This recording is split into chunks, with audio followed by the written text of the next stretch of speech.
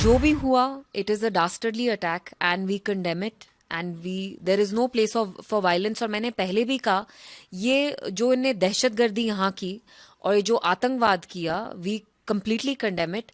और हम सबका दिल टूटा, हमने देखा वो इतने डिस्टर्बिंग विजुअल्स, कैसे हमारे जो टूरिस्ट हैं, जो हमारे मेहमान होते हैं, उनको कैसे दिन दहाड़े मारा।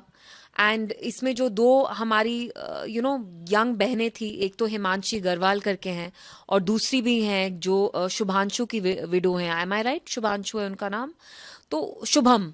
तो उन उसको देख के, वो विजुअल्स देख के हमें बहुत बुरा लगा and of course we condemn it. मुझे इस चीज का बुरा लगता है जब ऐसा कोई डास्टर्डली अटैक होता है, आतंकवादी आके कुछ करते हैं, तो हमसे क्यों पूछा जाता है आपको बुरा लग रहा है, आपको बुरा लग रहा है, आपको बुरा क्यों नहीं लग रहा है? ऑफ कोर्स हमें बुरा लगता है, हम भी तो इंसान ही हैं। कश्मीरी होने से पहले, हिंदुस्तानी होने से पहले, मुसलमान होने से पहले हम एक इंसान हैं। तो इंसानियत के नाते ये चीजें तो आपके दिल को तोड़ती ही हैं। किसी का ऐसे ही दिन दहाड़े someone is killed like this, targeted killing, तो you feel bad, our hearts are broken right now.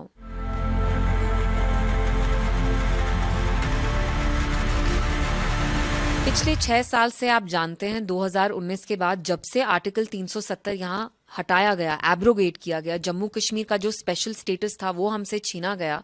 उन 6 सालों के दौरान जो पूरा यहाँ लॉ एंड ऑर्डर है, आपकी सिक्योरिटी एजेंसीज हैं, इंटेलिजेंस एजेंसीज हैं, पुलिस है, वो सारा अंडर एमएचए आता है। तो मेरे लिए बोलना अभी बहुत मुश्किल है, मेरे अंडर तो नहीं है, यहाँ जो सरकार है उनके भी डोमेन के अंडर नहीं है। तो ये जो सारे सवाल हैं वो कहीं ना कहीं जो हमारे दिल्ली में बैठी मरकजी सरकार है उनको जवाब देना पड़ेगा। एंड मुझे नहीं लगता है अभी सही टाइम है कि हम फिंगर पॉइंटिंग करें और कहें यहाँ भूल चूक हुई, यहाँ गलत हुआ। They must be given time to see, investigate properly कि ये कैसे हुआ। क्योंकि बाइसरन जैसी जगह, पहलगाम जैसी जगह जहां आप भी गए होंगे, वहां कितने टूरिस्ट आते हैं। बाइसरन में इटसेल्फ दिन में 1,500 टूरिस्ट आते हैं। इतनी जहां टूरिस्ट आते हैं वहां ऐसे आतंकवादी घुस गए, इतना बड़ा उनने टेरर अटैक कैरी किया। तो it certainly needs an investigation. लेकिन मेरे पास वो अथॉरिटी नहीं है कि मैं आपको बताऊं कि किससे भूल चूक हुई। ऑब्वियसली कहीं ना कहीं तो भूल चूक हुई है, तभी इतना बड़ा वाकया हुआ। So there must be a full investigation.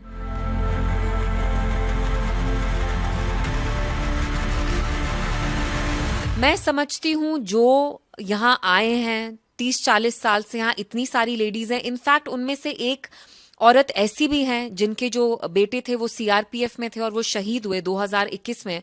और वहां जो हमारे गृह मंत्री अमित शाह साहब, वो भी वहां गए 2021 में, उनको भी डिपोर्ट किया गया। तो ऐसे बहुत सारे केसेस हैं जो इसमें लंप हो गए हैं, जो एक्चुअली अगर आप इंसानियत के नाते देखेंगे तो उनके साथ कहीं ना कहीं गलत हो रहा है।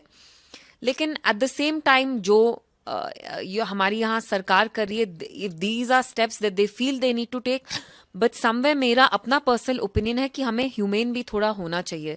जैसे मैंने मेंशन किया, अमित शाह साहब खुद उनके घर गए। जो ये लेडी हैं उनका बेटा शहीद हुआ क्योंकि वो शायद आर्मी या सीआरपीएफ में वो शहीद हुए। तो ऐसे बहुत सारे केसेस हैं।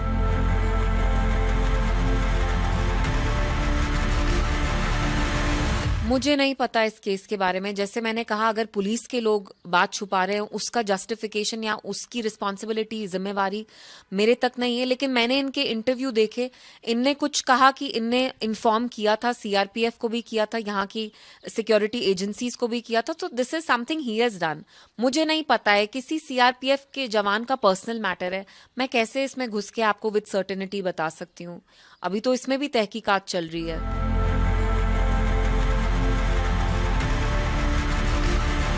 देखिए, जब भी आप युद्ध के बारे में बात करते हैं या वॉर के बारे में बात करते हैं, जम्मू कश्मीर के जो लोग हैं वो इस बीच में पूरा वो पिस जाते हैं, क्योंकि हम एक बॉर्डर स्टेट हैं। तो we are the ones who will suffer, we are the ones who will be collateral damage.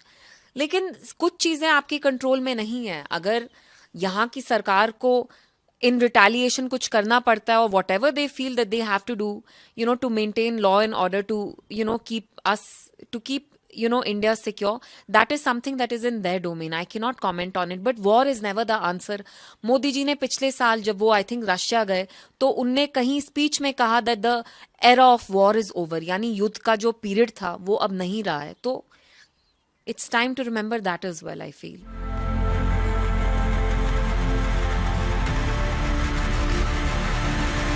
ऐसी बातें, बेतुकी बातें उकसाना एंड इतना मतलब प्रोवोक करना, and I feel at this time आप खुद जानते हैं कितने लोग इसमें मरे, कितने लोग शहीद हुए। अभी इसको हुआ, इस वाकया को हुए जुम्मा जुम्मा भी नहीं हुआ है। तो आई थिंक जो हमारे पॉलिटिशियंस हैं, सियासतदान हैं, उनको थोड़ा सेंसिटिव रह के स्टेटमेंट्स इशू करने चाहिए। अभी हमारे जहाँ इतने लोग शहीद हुए हैं, वहां पे ये कहना कि 26 पता नहीं 56 inch chest and all, why do we have to engage in this cheap rhetoric at a time when so many of our people have been martyred?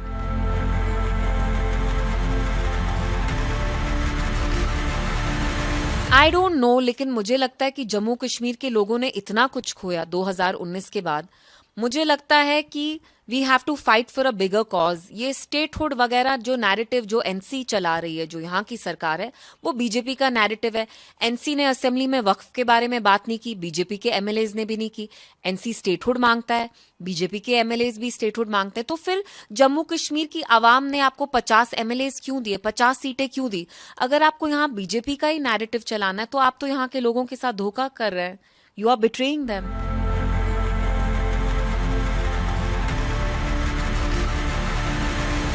मैं दो चीजें क्लियर करना चाहती हूँ। जो भी इस टेरर अटैक में इन्वॉल्व था, whoever is the perpetrator, they have to be punished. आप जस्टिस दीजिए हमारी फैमिलीज को, जिनके इतने सारे लोग शहीद हुए। दूसरी चीज ये है, यहाँ जिसको भी OGW बोला जाता है, या जो नैरेटिव एक फीड किया जाता है जर्नलिस्ट को भी, वो हमेशा सिक्योरिटी की एजेंसी से आता है and it's not always verified. हमने खुद देखा यहाँ, मैं नहीं कहूंगी पुलिस में सारे लोग गलत हैं, लेकिन हमने देखा है वो आर्मी हो, पुलिस हो, यहाँ फेक एनकाउंटर्स हुए हैं। हाल ही में आई थिंक बांडीपुरा कुपवारा में कहीं हुआ, 2 साल पहले राजौरी पुंछ में भी हुआ। तो ये जो आपको नैरेटिव दिया जाता है या जो आपको बताया जाता है, वो हमेशा सच्चाई नहीं होती। मुरन में, पुलवामा में पिछले हफ्ते 10-15 घर गिराए गए, जिसमें बस एक सस्पेक्टेड मिलिटेंट का था।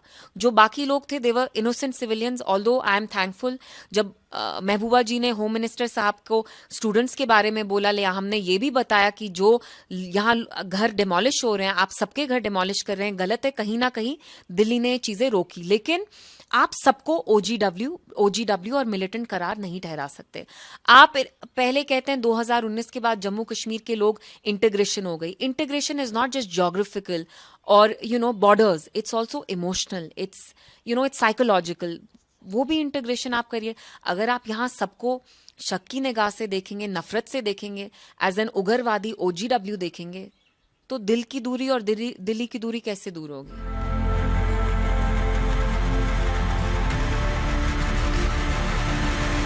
एब्सोल्युटली। मुझे लगता है महबूबा जी की जो इमेज मीडिया ज्यादातर बनाती है कि वो she is anti India, she is not secular, वो एक बहुत गलत इमेज है। अगर आप महबूबा जी को देखेंगी, she is extremely we are peace loving people at the end of the day, and I think उनके लिए इस वक्त पहलगाम जाना बहुत जरूरी था, not just for our local people there, जो हमारे कश्मीरी है।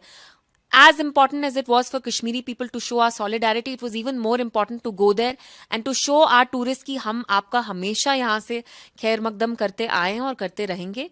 एंड आपने खुद शॉट्स देखे होंगे, वो वहां गई, टूरिस्ट भी थे वहां, उनके साथ फोटोज ली। And we are very thankful कि tourist are showing that trust in us. जैसे कुछ मीडिया के लोग दिखा रहे हैं कि you are not welcome in Jammu and Kashmir, ऐसा कुछ नहीं है। हमारे दरवाजे, हमारे दिल के दरवाजे और हमारे स्टेट के doors are always open for our tourist. We always welcome them with love, we always welcome them with hospitality, and that will continue.